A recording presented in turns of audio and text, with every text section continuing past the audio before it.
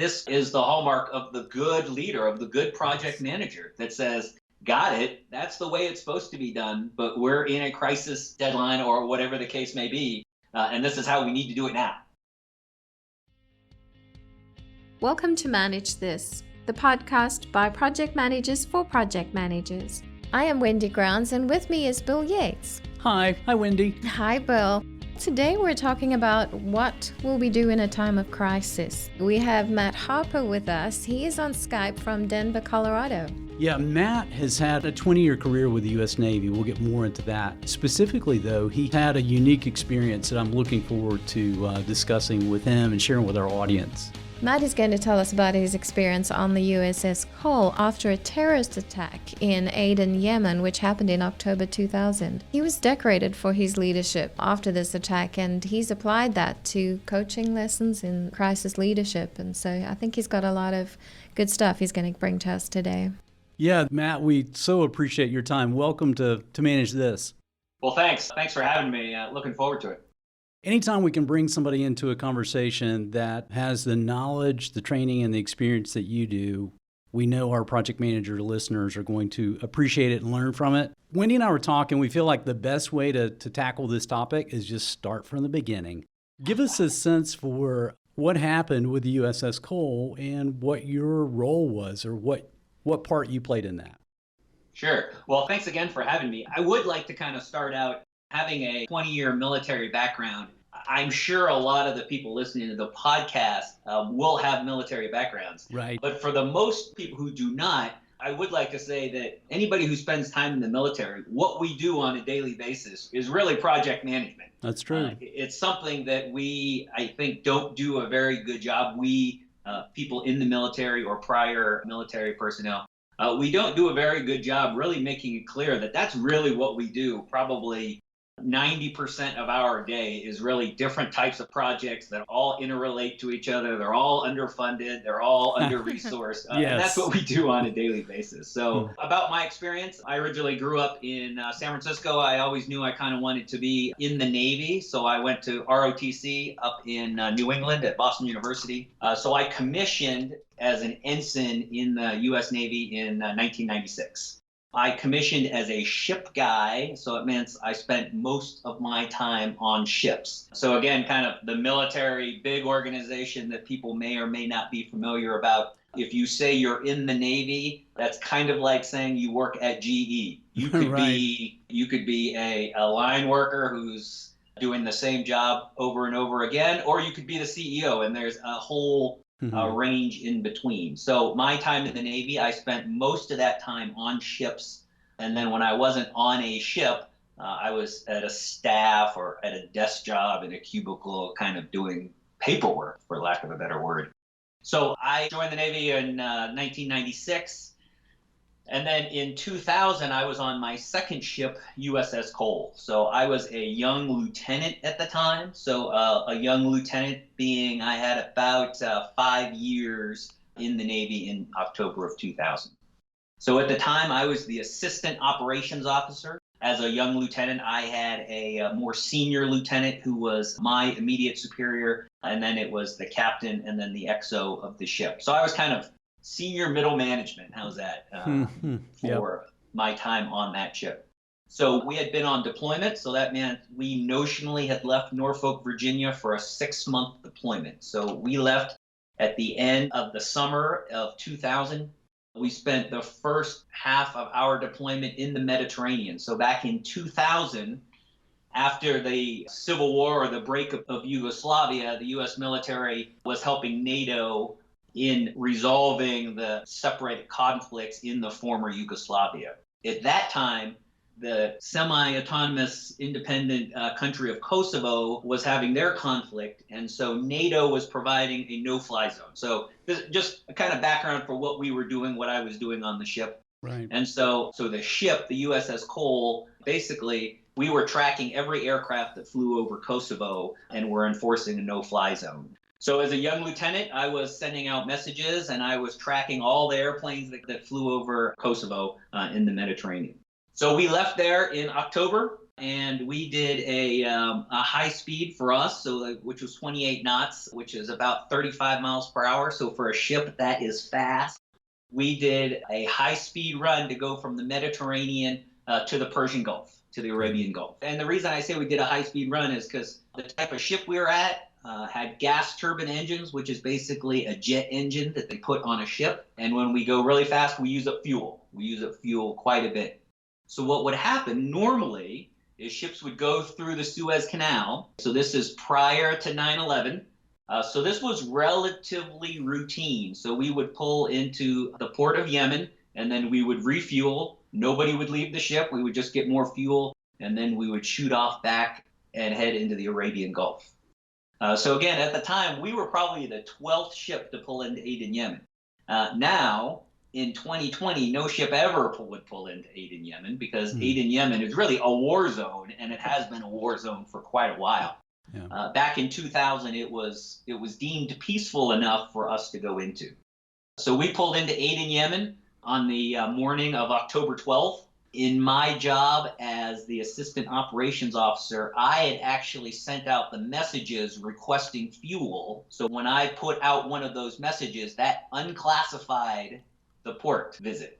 So what that means is that basically you could fairly easily find out we were pulling in to Aden, Yemen. And again, that was a routine thing that we did. Yes.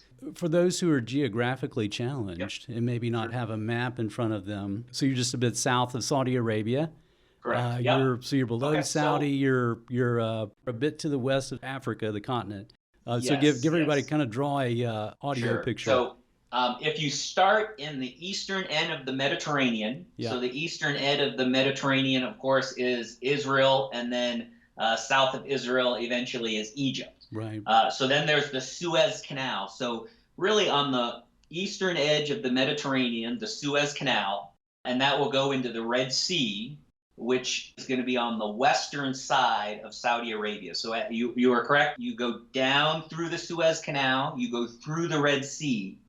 At the bottom of the Arabian Peninsula is Yemen. And then across from the Red Sea is the Horn of Africa, which is Kenya, Djibouti, Somalia. So that's a significant kind of hotspot for the world, and one of the choke points that the Navy likes to make sure that we understand what's going on. That choke point going through the Red Sea and, of course, up to the Suez Canal. Yeah. So if you keep going around the Arabian Peninsula, you go up along the coast of Yemen, you'll go up around the UAE and Oman into the Arabian Gulf. Mm-hmm. So from a project standpoint, you're in a very remote location, way away from headquarters and base and supplies. You're having to go to an area to get restocked. In this case, you need fuel. And so that sets the stage for the events you're going to describe. Yeah, that's exactly it. We are, at that time, again in 2000, we are in a pretty austere and remote location. Correct. And that will lead us to be, after attack, I'll jump ahead very slightly. After attack, we will remain in Yemen for about 2.5 weeks because it takes so long to come and basically get us. Right. So it's the morning of October 12th. Again, very routine stop. We've done this before. Every Navy ship does this in some capacity. So we pulled up to a refueling pier. We had been there for about an hour when a terrorist small boat that had disguised itself as a garbage barge, again, fairly routine. When we pull into port, we will have ships come up to give us fresh water, depending where we are, and then also take off garbage, very kind of mundane operations. So this terrorist boat came up alongside, and it detonated right about the center of the ship. It was a massive explosion, to say the least. You can get on the internet and you can see the hole in the side of the ship, and it is a massive hole. So at the time, I was in my stateroom doing paperwork, and we felt the entire ship rock. We heard the explosion, and then the entire ship just started listing, so leaning over to one side as we took on water. And there's where, of course, the crisis begins, right? You can say that it is something that we in the Navy on ships train for, and it is something we do train for. But it's one of those events where in the moment, it's hard to believe that it's actually happening, right? And so as we talk about crisis, it's one of those until the actual moment comes along, no one is really going to know how they react in that time of crisis. And as I talk a little bit further, I'll kind of talk about some of the lessons. But again, one of those is kind of that first one is kind of understanding who you are and trying to understand how you will react in times of crisis. That's a great lesson right there, man. For project managers, we think we know how we're going to react when something really bad happens with our project, but then it happens and then we find out, right? Yeah. Right. Yeah. And it's one of those things, it doesn't matter the crisis, right? You can be running a project and then told, hey, your budget is slashed in half, but you still have this timeline and you're still expected to meet 80 to 90% of your goals. And that could be a crisis that you're just not prepared for. And it's interesting to kind of think about how you respond to that. So one of the things in crisis, whether that's a physical crisis or an intellectual crisis, your body is going to react. Naturally, physiologically, we are going to react. So what the body does, you'll get the sweaty palms, the heart will start racing, you'll start shaking a bit perhaps. Depending on what the situation is, your eyes will dilate. And so there's a response that the body takes. And again, what helps is kind of understanding how you're going to react in that moment of crisis. Matt, I know the military more than perhaps any other organization tries to simulate moments of crisis, right? In your training and in controlled environments, they want to simulate crisis to see, what does happen? How do we physically respond as a team? How do we emotionally respond as a team? So did you feel like some of that led to or helped your team as they responded to the crisis? Honestly, I don't know. I don't know. I think it's hard to simulate really, truly a crisis of really any significant magnitude. Yep. Military boot camp will try to kind of make you as an individual comfortable with chaos, with uncertainty. But I think it's pretty hard to really simulate true crisis. Could you walk us through your steps when this attack happened? What was going through your mind, and what did you learn through that about yourself? Sure. So when the event happened, I thought it was a fuel explosion. We were basically refueling. We were basically at a gas tank for all intents and purposes. And I thought it was a fuel explosion. So at the time, I thought, what, stuff happened. That was nothing I was expecting. Most of the people on the ship were uncertain of what happened. So at that point, we really just go through what we've been trained to do. In that case, the training does kick in. So what we do in the Navy is go to general quarters, right? If you saw any Navy World War II movie, it's general quarters, and everybody goes to their battle stations. At the time, though, because of where the explosion was, people could not move forward and aft on the ship. So if you were in the forward part of the ship, you could not go to the after part of the ship, and vice versa. So because of where I was fairly isolated in the back part of the ship. I was just trying to walk through what I was responsible for doing. My job at the time, my responsibility was to send the message out and to tell the world what had happened. I was trying to figure out how I get to the forward part of the ship where I needed to go to send out the message. At that time, it was really something that we actually had trained for, and I was fairly confident in our ability to handle. It wasn't until about 30 minutes later, maybe 45 minutes later, that word started going around that it was a terrorist attack.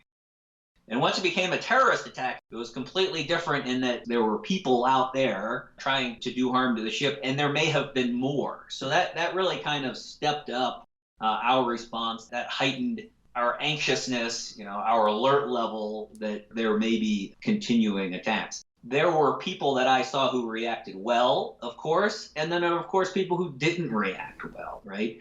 And again, that kind of goes back to trying to understand who you are and how well you will not act in crisis. Matt, I want to go deeper on that. That's intriguing to me, just the area of what did you see? Contrast those two. Who responded well and who responded poorly? And just give us kind of a list there. Yeah, I will tread delicately there. Sure, yeah.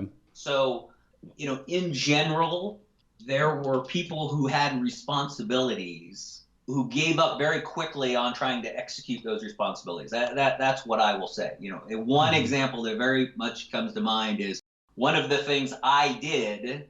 If I were talking to a Navy audience off the record, I would say, why was I doing that job? There was somebody specifically tasked to do a job, and I was doing it. And I'll just try to put that as delicately as possible. And then there were other sailors who, one in particular, I had told to do a very mundane thing, really just kind of stand there and watch a piece of equipment. And it was very clear that that person was going to do it, and they were going to have no questions about doing it, and they were going to do it as long as I told them to stay there. Right? No matter what happened, I felt that sailor was going to just stay there because I told him he needed to do something. That's kind of contrast, again, kind of doing exactly what needs to be done and being able to have the personal wherewithal to do it, and then perhaps not being able to kind of understand what needs to be done. Yeah, Matt, I can think about situations that I've been in where I've been working projects for an organization and the customer receives notice that they're going to be acquired or they're going to have a major layoff or something like that. And just seeing the impact that it has on our customers that are really almost like a part of our team. Some react well. They're like, hey, whatever happens, happens. Right now I've got a job to do. They stay focused. Others, they cannot stay focused. As a leader, what advice do you have for helping them through that? Well, here's where I think that over my career, I've really come up with kind of the definition between management and leadership. Right. I spent a lot of time trying to figure out what the difference between the two is. I think that even now, if you read most definitions of leadership and management, they're really the same thing, right?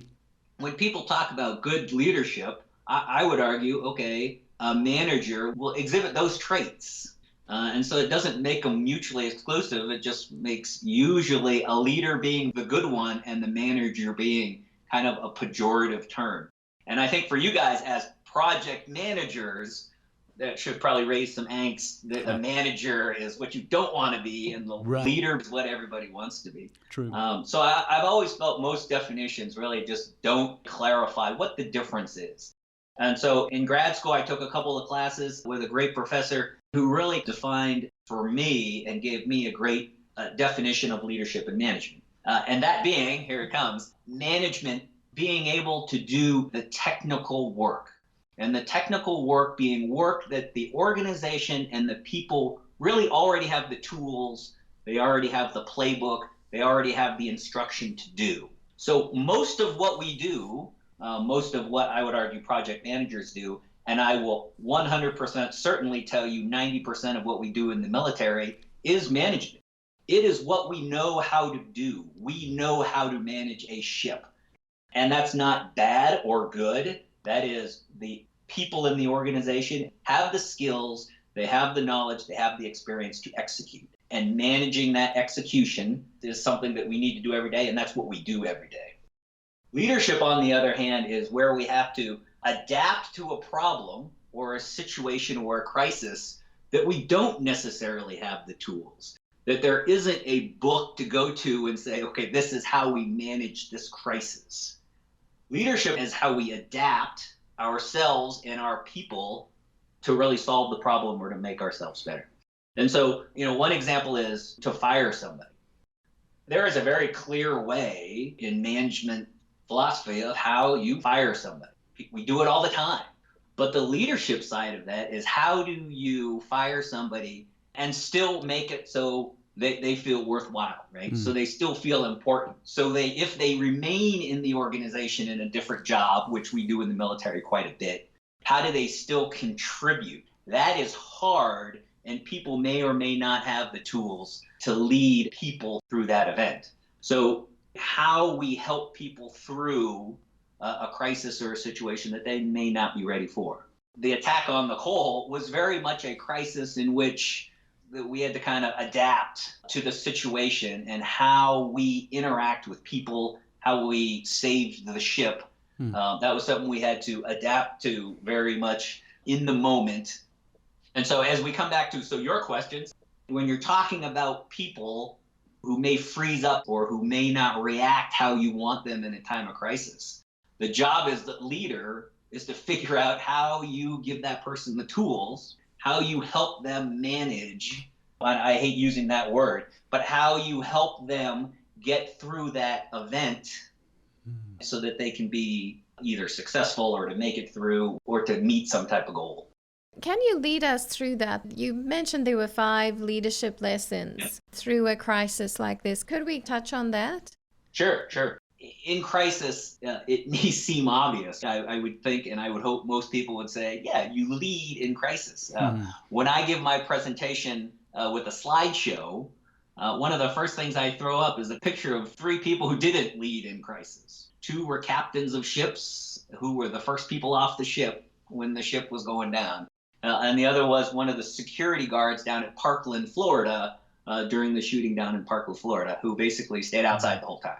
So it's not obvious. And again, it comes back to understanding yourself and how you're going to react. So that was the first one. You got to lead, and you got to figure out how you're going to lead people. 2 is being comfortable with uncertainty and confusion. We kind of talk about leadership being how we adapt and how we help people adapt. Having to adapt usually means there's something wrong. There is some confusion, there is some uncertainty in the program, in your environment, in your relationships, and just being comfortable with that and understanding that there may be some time where it is going to be uncertain. If you're a person who doesn't like that, if you're a person who always likes to know exactly what the answer is, there's a chance that in time of crisis, when there is mass confusion, that you're going to struggle. So it's kind of thinking about and knowing yourself and how comfortable you're going to be in that moment of confusion and crisis and uncertainty. Matt, this ties right into something we're actually practicing and preaching here at Velociteach, which is know thyself.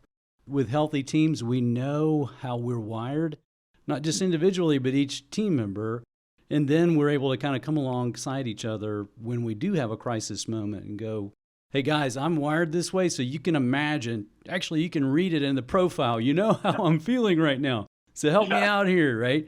So I like that. So your first point about understanding, and then understanding self and understanding the team. And then secondly, getting comfort in uncertainty and confusion and knowing how to, not just for yourself, but also for your team members, how to help them become comfortable or adapt to it. That's great. So keep walking us through these. Right. So that's exactly it. And that kind of leads me to my third point, is really collaborate. Right? Okay. Collaborating is something project managers preach all the time, but it's not something we necessarily do very well all the time. But in a moment of crisis, in a moment of uncertainty where we have to adapt, being able to collaborate, and then, just as you said, understanding the people who you're with, understanding how they may or may not respond, understanding their strengths and weaknesses so you're better able to collaborate. So during the second and third day after the attack on the Cole, we were trying to dewater the ship. And so, as you can imagine, a ship does not want water in the people tank, as we say. And we had a very, very hard time. We struggled. There are books and there are classes and there are lessons on the struggle we had to get water out of the ship, to dewater the ship. And it was very much a collaborate. Any idea is a good idea until we figure out it doesn't work. So we were trying anything in any way possible to get water out of the ship. And so that collaboration, and again, knowing the people around you and utilizing their strengths and understanding their weaknesses. And then 4 is be ready to do anything. So I was listening to one of your podcasts, and there's a RACI chart, right? RACI? Right. Yeah, sure. Remind me what that stands for, please. So a RACI chart. So you're responsible, you're accountable, you're consulted on something, or you're kept informed on something. So it helps you for the different roles on the team. You know, it may be, okay, I don't need to make a decision on this, but I need to be kept informed. Or this piece over here, I'm actually accountable for that. So yeah, the RACI chart's helpful. So one of the things I learned in a time of crisis is that responsibility and who has to do what really goes out the window.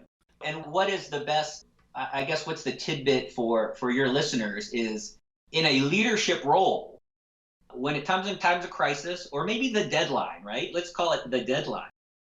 When it has to get done, then it just has to get done by whomever it is. Right. And whether that means that the leader is doing it, perhaps that's not the best use of the time, but in a moment of crisis, when you have a deadline, which can be its own crisis, then it's got to be done. And you've got to be ready to do anything, something you've never thought you had to do, or something you learned about 10 years ago. Sure. In that moment of crisis, if you're not going to do it, it may not get done. Mm-hmm. Right? And again, I think that's the difference between the normal management state, where you have tools, you have a RACI chart to say, this is your responsibility, I'm going to hold you accountable, or somebody's going to hold me accountable, as opposed to the leadership in crisis where, okay, got it, let's make this happen and get this done. Mm. Yeah, when there's a hole in your ship, when there's water where people are supposed to be, or when there's a 25% budget cut, or when, okay, this piece, you got to deliver that a month earlier than we said, and here's why. Yeah, it's all hands on deck. You've got to kind of forget about the planning you've done. Really, from a process standpoint, you got to revisit that planning, right? You got to go, all right, look, how many resources do we have? Has anybody done this before? We need you doing this right now. Right. We'll get back to normal state later, but right now we've got an emergency. Let's deal with this. Right. And I would argue, and I'm sure that you can probably give dozens of examples of this is the hallmark of the good leader, of the good project manager that says, got it, that's the way it's supposed to be done, but we're in a crisis deadline or whatever the case may be, and this is how we need to do it now.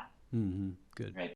And then, so the last thing, and again, I think you guys have touched on it in previous podcasts, is continuing to learn, right? Lessons learned. There's lots of different ways to do it, but really being able to capture what worked and what didn't work, figure out why it did work or didn't work, and then try to institute that, whether that's in training or in policy or whatever the case may be. The Navy does a fairly good job at that. There were a number of lessons and policy procedures and equipment changes that happened because there is a fairly robust program to figure out what went wrong, both from an operational, why did we go into Yemen and not have a security boat there, Sure. to why wasn't this pipe able to go through that fitting on the ship to help dewater. Those were some significant issues that we ran into that the Navy did fairly good job in working to rectify.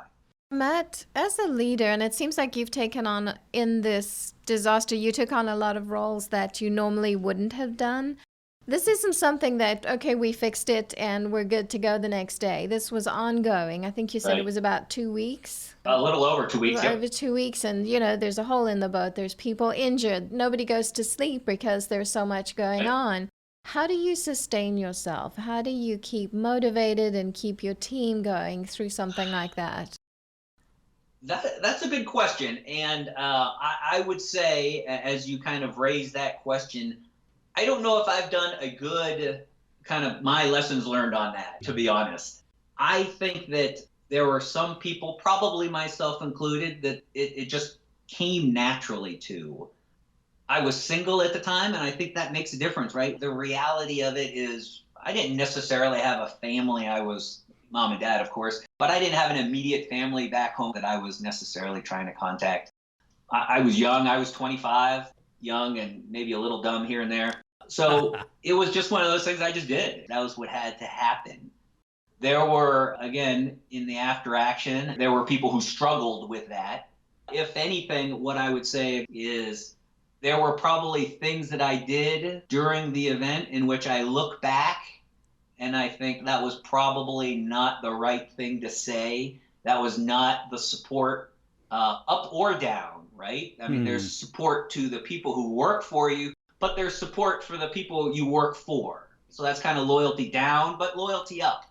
And there were probably some things that, I did or said that probably in retrospect I wouldn't have done or I would have said differently. And again, to give some feedback to your question, at least for me personally, that was just kind of what I was there to do. It's knowing yourself, if you've got issues that you have to overcome, and then trying to really understand your people and at least be cognizant of some of the issues that they may have to overcome. Mm-hmm. Matt, I confess that I've been in crisis situations where I wish I could hit the redo button. I may have burned bridges or maybe started to burn a bridge. Maybe it didn't completely burn, but I may have done things to fellow team members, peers, or to managers, or to the customer, right, to points of contact that I wish I could go back and retrieve an email or just to have a redo button that I could press with that. And it's sometimes it's so painful for us to reflect on those. So it's like, okay, I know there's a part of my brain saying, I know I need to have a conversation with a mentor or a coach or just a friend who I can confide in, maybe that doesn't work for the same organization, and talk through this and just help them give me honest feedback about, okay, this was the right thing you did, or you were right to do that, and affirm those areas. And then also say, dude, what were you thinking? Who was that going to help? You were just letting off your emotional volcano and not thinking about who was going to be hit by it. So it's a tough thing to do. It's a real challenge as we grow professionally to have that. One skill that my leadership instructor teaches, and it's hard to do. It's hard to do, but what he calls it is kind of getting up on the balcony. And it's hard in the moment to step back and to look down and to see what's going on from a third-person perspective and to kind of take yourself out of it. And you will usually see that there's other things going on that impact how people are reacting and how they're thinking. But it's hard to do. You can tell yourself all the time that you need to take a step back and look at what the other perspectives are. And as you go back to time of crisis, I think the only thing you can do is try to practice it when you're not in crisis. You practice these skills and you think about these lessons when you're not in crisis so that hopefully one or two stick around when you're in crisis and the building is literally on fire or something. Or something of that matter. I just was reminded of this in the last week. I was reading a book that referenced a classic by Patrick Lencioni, The 5 Dysfunctions of a Team. So he's got 5 dysfunctions of teams that are dysfunctional. Here are the 5 characteristics that you see. And the 4th one is an avoidance of accountability. And it all starts with trust. So he says with those teams that are dysfunctional, there's no trust. And because of that, and it kind of keeps building on. And when there's no trust, then there's not accountability, or you're kind of faking it when you go through the debrief or go through your retrospective. You're not really getting down to that juicy stuff that you need to see and identify and change in yourself and in your team. And when you have, people lost their life in this incident that you've described. So it's so serious. And the importance of taking a wide-eyed look at it and being honest and transparent, it's vital to health and better performance in the future. Yeah, I think it's really important just understanding yourself. I know when I'm in a crisis, I tend to freeze, just completely freeze up. And with age and with experience, I've got to recognize that. So now when I get to a crisis and I start freezing, I'm like, hang on, this is what you're doing. You need to, you've got time now to just kind of step back and say, stop freezing and get on with what needs to be done. But it takes, I think it takes one really big crisis for you to understand that, okay, this is how I react. And then you learn from that and you try to do it differently. No, I think you're right. It's interesting. I think about this a lot, and I think about how you prepare or train yourself. So I have a 9-year-old daughter, and when she is in a 9-year-old crisis, or a young person's crisis, she freezes. And I see that, and I actually try to push her out of her comfort zone a little bit. So the one example I'll give you, and hopefully it kind of pertains to your teams a little bit. So we saw a car accident. It was actually the aftermath of a car accident. So people were starting to mill about, people were getting out of their cars. My daughter saw it. There was no role for me. I don't think anybody was seriously hurt, but I stopped and I got out of my car, but I could see her reacting as in, don't go over there, don't go over there, don't put yourself in danger. And I kind of pushed her a little bit. I didn't make her get out of the car. But I saw how she was reacting, and I tried to push her a little bit to make her uncomfortable. And I think that does equate to your team in everyday time. Push your team a little bit, right? Push your individuals. Again, knowing them and how far you can push them. Push them a little bit. Get them out of their comfort zone, and hopefully get them to think about how they would adapt a little bit at a time. Give it to them as they can handle it. And hopefully something will stay with them if they ever do face that crisis. Right. Looking back at the attack on the USS Cole and your role in it, what are you most proud of? That's a good question. I don't think anybody's asked me that before. I've been asked a lot of questions about my role.